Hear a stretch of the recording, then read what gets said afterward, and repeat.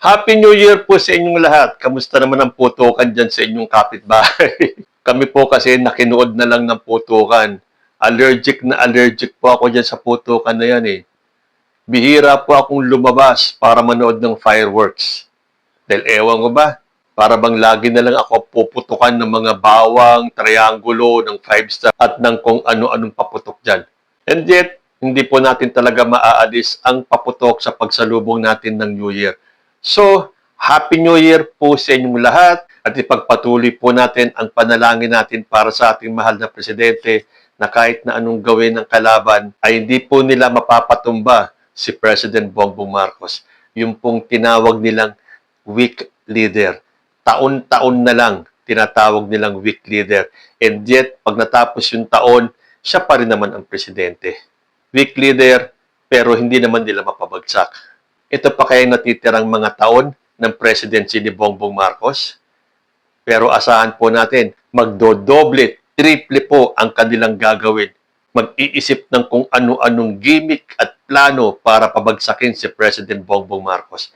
Pero tayo po ay naniniwala with the grace of God, hindi po mananaig kailanman ang mga taong mas naniniwala sa impyerno at tatawaging stupid God ang ating Panginoon Diyos kaysa sa namumunong presidente ng Pilipinas na God-fearing. At kasama na po dyan, lahat tayong sumusuporta kay President Bongbong Marcos. Tulad po nung last episode ko tungkol kay Harry Roque, mag-chill lang tayo at panoorin yung iba pang mga videos na lumabas nitong mga huling araw ng 2025. Nagdaan po ang Pasko at ang bagong taon, pero si Rodrigo Duterte ay nasa dahig pa rin. Kahit na anong pagpapakalat ng fake news ng mga DDS para lang paasahin yung kanilang kapwa DDS, ay hindi po natupad ang kanilang panalangin na makakauwi na daw si Rodrigo Duterte ngayong Pasko. Meron pa ngang nagpakalat na video na uuwi na daw si Rodrigo Duterte. Guys, kapapasok lang po na balita. Yan, Pangulong Duterte or former President Rodrigo Roa Duterte po ay makakalabas na. It's just a matter of time lang. This is a good news for everyone. Please share nyo ito, okay? Mabuhay po tayong lahat sa lahat po nagmamahal sa Pangulong Rodrigo Roa Duterte. Yan po ay inilabas nung uploader nung ilalabas yung desisyon ng interim release. Pero nabigo po sila. So, lumipas ang Pasko at bagong taon, nakakulong pa rin po si Rodrigo Duterte. Pero mas grabe itong isang video na to kung saan sinabi niyang nakauwi na daw si dating President Rodrigo Duterte. Hello mga kalodi, si Tatay Digong nakauwi na pala, nakauwi na sa Davao. Ay mga kalodi yun, dami mga tao, panoorin niyo itong video. Oh, nakita niyo na kung paano magpakalat ng fake news ang mga DDS, hindi lang sa mga kalaban, kundi sa mismong mga taga-suporta nila, nagpapakalat sila ng fake news. Bakit ba ginagawa yan? Alam nyo naman na mahihirapang makauwi si Digong sa Pilipinas. Ang dami pa pong pagdadaanan bago siya makauwi, kung makakauwi man siya. So huwag nyo nang budulin, pati kapwa nyo DDS, pinaglololoko ninyo. Yan kasi, kakatawag nyo ng weak leader kay President Bongbong Marcos. Lagi tuloy kayong bigo. Pero alam nyo ba, mayroong isang DDS na umamin at bumilib sa political will ni President Bongbong Marcos? Sino kaya ito? Panoorin po natin. Yung sinasabi nilang walang political will, I've been disagreeing with that, na mahina. Hindi, alam kong bakit. Totoo. Can you imagine na, number one, biro mo, pinakulong niya si Kibuloy, pinapunta niya yung 3,000 mahigit na mga Political pulis. will. Sa political will yun. Yeah. Isa pa. President Duterte. Biro mo, pinakulong niya si Duterte. Duterte. Never kong na-imagine ang magagawa niya yun. Wow. Political will yun. Yung kanyang bulldog, si Torre, pagkatapos na sumunod sa kanya, hiniya niya. Pwede naman yung... Political will din yun. Political din yun. Ay, wow. Yan ang sinasabi ko. Kaya, huwag niyong i-underestimate itong maman, itong magaling to. In fairness, Sir Dexter, I agree. Diyan ako mag-agree kay Atty. Sal. Pero ang term ko ay hindi political will. Tuso. Ay, ganun, kasama na yun. Tuso na yun at political will. Daw, matapang ka. O hindi ba? Anong sinabi ni Salvador Panelo? May political will si Bongbong Marcos. Napakulong daw si Kibuloy, napakulong si Duterte, tinanggal sa pwesto si Torre, nakasangga ni PBBM. Ibig sabihin, political will. Kung kailangan alisin, alisin. Although si General Torre po ngayon ay nakapwesto na bilang head ng MMDA. Pero kung papansinin nyo, may tinge of sarcasm itong pahayag ni Salvador Panelo. With sarcasm or not, makikita nyo naman kay Panelo na believe siya kay President Bongbong Marcos at huwag nyo siyang i-underestimate. Sa lahat ng mga pahayag nitong si Salvador Panelo, okay ito para sa akin. Isa pang tao na nagsabing hindi nyo dapat ina-underestimate itong si President Bongbong Marcos ay si former Senator Sonny Trillanes. Pakinggan po natin siya. Unang-una, in-overestimate nila Duterte yung kanilang impluensya sa military. Ang pakiramdam nila noon, lalo na nung nandito pa si Digong, na one click lang daw pag sinabi ni Duterte na sama kayo sa akin, umaklas kayo, aklas. Sinubukan niya yan nung October of 2023, yung nanawagan siya na i-audit nyo yung Kongreso, ganyan. Tapos, nung maisog, gano'n na, January 2024 yun naman yung nagsalita siya at nanawagan na siya. Basically, niliwanag niya na nandito na ako. Kinausap nila ang liderato ng AFP. Kinausap nila para kumalas, mag-withdraw ng support. So, in-overestimate niya, pero ang loyalty kasi ng AFP is sa Constitution at dun sa duly constituted authority, yung Commander-in-Chief, na si President Marcos. Nung nagretiro na siya as President, as Commander-in-Chief, hindi niya nabit-bit yung loyalty as he expected. So, na-overestimate niya yon. At the same time, na-underestimate din nila si President Marcos. Ina-assume nila na weak leader, na susuko lang, bibigay. So, yun ang two major factors na, I think na kung bakit hindi nagtagumpay yung mga dalaw na yun. Yan din po kasi ang aking paniniwala.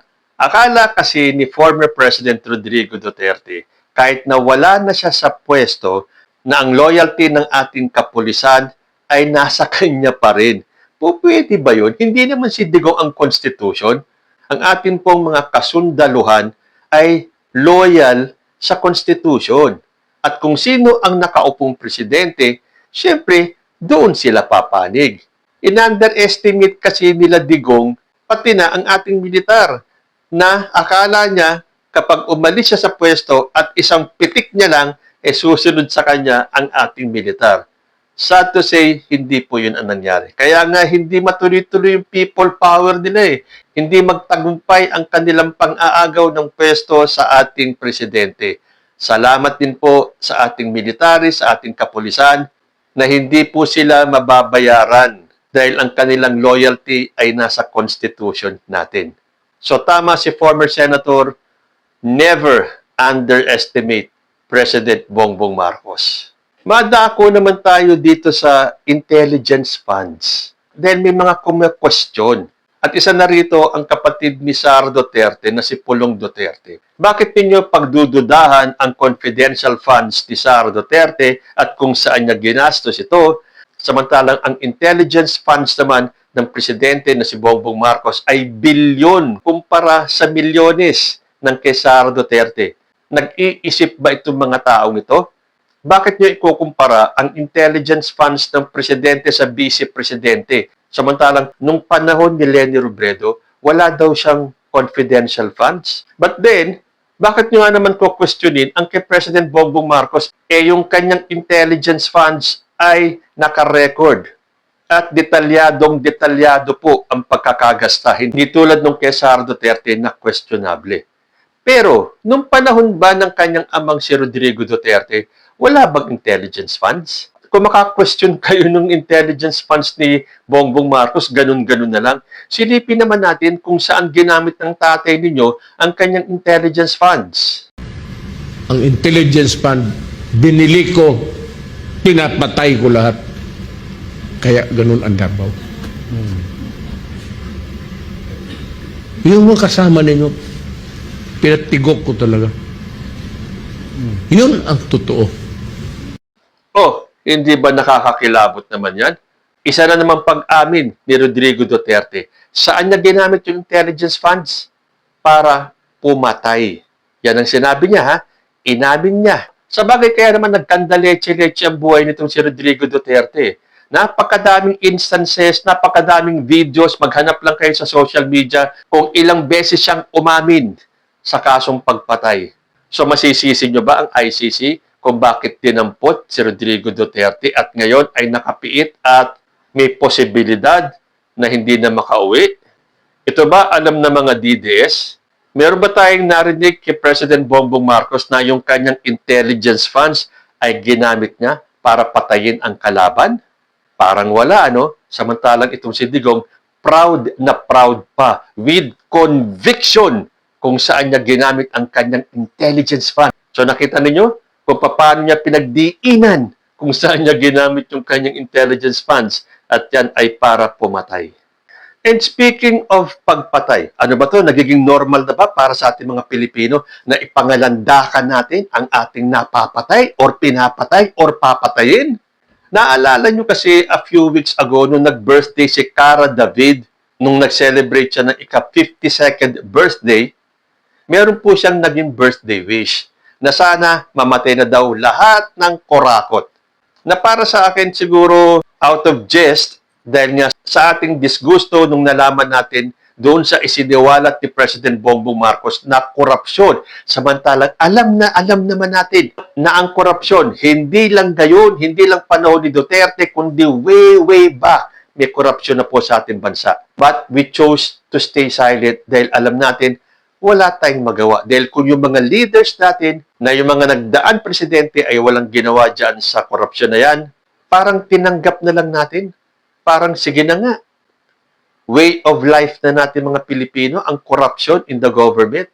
Eh biglang dumating si President Bongbong Marcos at mag-isa siya at kauna-unahang presidente na nagsiwalat ng korupsyon. So siyempre lahat tayo galit. At sa galit ni Cara David sa mga kurakot na mga politicians, nag-wish siya. Birthday wish na sana mamatay na lahat ng kurakot. Pero tandaan po natin, kung ang wish natin ay negative tulad nung sana mamatay ka na o sana mamatay si ganito, yan po ay nagiging sumpa. Kahit na hindi sinabi ni Cara David na isinusumpa ko kayong lahat na sana mamatay na kayong lahat, eh sumpa pa rin po yung ginawa niya. Dahil ang wish po, tulad ng birthday wish, puro positive po yan. Ang wish natin, humaba ang buhay ni ganito, maging masaya, maging malagaya, maging mayaman, maging kung anuman. Pero kung ang hiling mo ay mamatay na sana si ganito, si ganyan, hindi na po wish yun. Yun po ay hiling sa demonyo. Yun po ang sumpa. So lumipas ang mga araw, naging joke na nga lang yung sinabi ni Cara David. Although may mga ilan nang namatay na gusto nilang i-connect doon sa wish ni Cara David, pinalalabas nila na yung 4 na sunod-sunod na namatay na yon at ang pinakahuli nga ay si Representative Acop. Gusto nilang sabihin na corrupt lahat yon. Nag-judge kagad sila, hinatulan kagad yung mga namatay na mga korap yun. So palakpakan sila at hinihintay pa nila kung sino daw yung susunod na mamamatay segundon sa birthday wish ni Cara David. Aba, nung biglang napanood ko tong video ni Cara sa isang event, sa eskwelahan ba yan o kung saan event man yan, kung saan proud pa siya sa mga napatay niya. Ito po yun. Buhay pa ba kayo? Siyempre buhay kayo kasi hindi kayo kurakot. Mga kurakot lang ang mamamatay. 4 pa lang napapatay ko eh. 4 na ba? Gusto natin mas marami pa, Gian, di ba? O di ba sabi pa niya, 4 pa lang ang napapatay ko. Ganito na ba karami yun? Tapos ang sabi pa niya, sana dumami pa. Ganun ba ang isang Kristiyano? Parang taliwas yata yung salita ni Cara David sa ating mga naniniwala sa ating Panginoon. Dahil sabi pa ng mga netizens, ang lakas daw ni Cara David sa ating Diyos dahil pinagbigyan yung kanyang wish. Sa tingin ninyo, ang Diyos natin will grant that kind of wish na sana mamatay si ganito, sana mamatay si ganyan? Hindi po. Ang nag-grant ng wish ni Cara David ay ang demonyo. Hindi ba mapanlin lang ang demonyo? Siya ang nag-grant ng wish ni Cara David, pero palilitawin niya na ang ating Panginoong Diyos ang nagbigay ng kahilingan ni Cara David. So, tuwang-tuwa sila. Sana daw si ganito pa ang sumunod, sana daw si ganyan ang sumunod, sana maubos daw lahat ng kurakot. Ganun ba dapat? Ano yun? Mass murder? Dahil kung talaga i-wish nyo na mamatay lahat ng kurakot, napakadami po talaga nila. Pero hindi ba mas maganda yung dumaan sila sa due process? At kung mapatunayan na sila ay nagkasala, mabulok sila sa kulungan. But never, never, never wish someone to die. Dahil sigurado po yan, sa dami ng napatay ni Cara David, according to her mismo, although alam natin biro lang yon, pero may mga biro po na masama at pwedeng bumalik sa'yo. And I am sure, sa ginawang pag-wish ni Cara David, at ngayon proud na proud pa siya na ang dami niya nang napatay, 4 na daw, at sana dumami pa. Huwag sanang pagsisiyan ni Cara David ang kanyang birthday wish dahil it will surely come back to her. Pero ngayon, porque New Year po, I am wishing everybody, lahat po tayo, walang kulay-kulay ngayon, I am wishing everybody a happy and prosperous New Year. Ganyan po dapat ang wish natin. Never wish for negative things to happen to your neighbors, to your friends, to your family, because it will surely come back to you.